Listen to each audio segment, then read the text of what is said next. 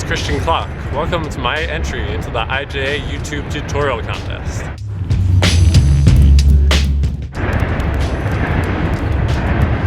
Today I'm going to teach you how to do the 5-ball double bounce. It's a really cool trick that mixes up the pace of a bounce routine. And so let's go.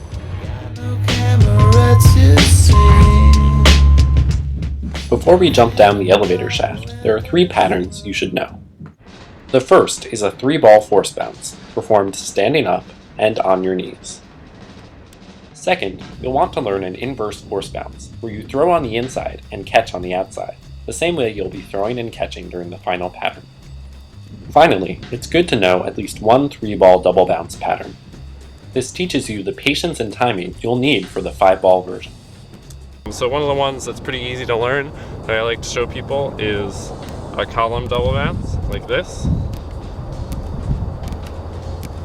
So I started with 2 in my right hand and 1 in my left, and I just bounced the first one like this.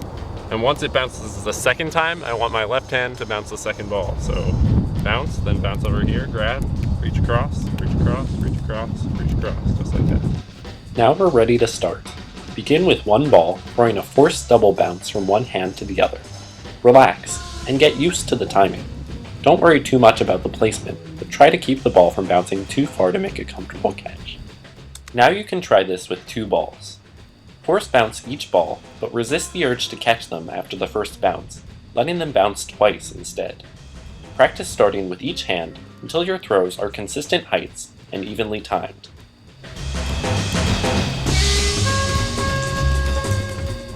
Avoid wide throws that escape your reach, or narrow throws that cause collisions. Also try starting with 2 in one hand. Force bounce the first ball, then force the second so it bounces when the other ball hits the ground twice. Collect and pause, then start again with your other hand.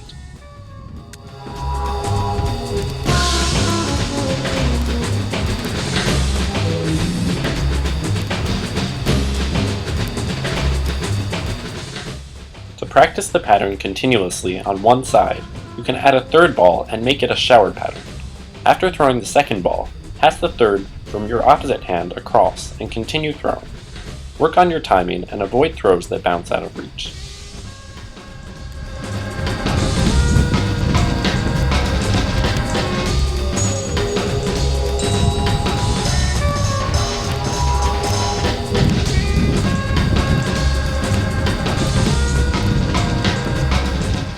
Once you've got the timing down, try a 3-ball flash. Don't rush the pattern, but remember that all 3 balls should be released before you catch the first one. Keep the pattern tight, and make sure the timing and placement of the throws are solid before worrying too much about the catches.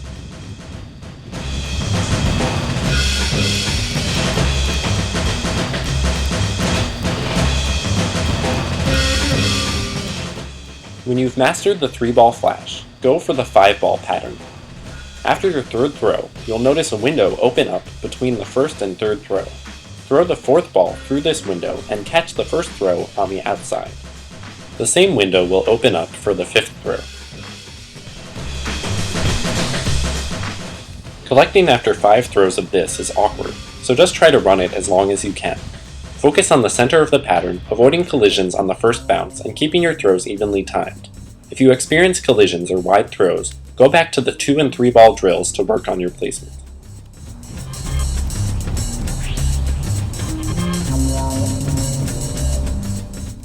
For some bouncing brownie points, try going from a 5-ball lift bounce into the double bounce pattern. The first few double bounces happen in the vertical plane just behind your lift bounce.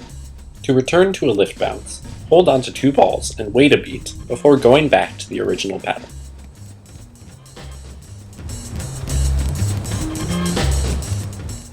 If you have questions about any of the patterns in this tutorial, just leave a comment and I'll answer it as soon as I can.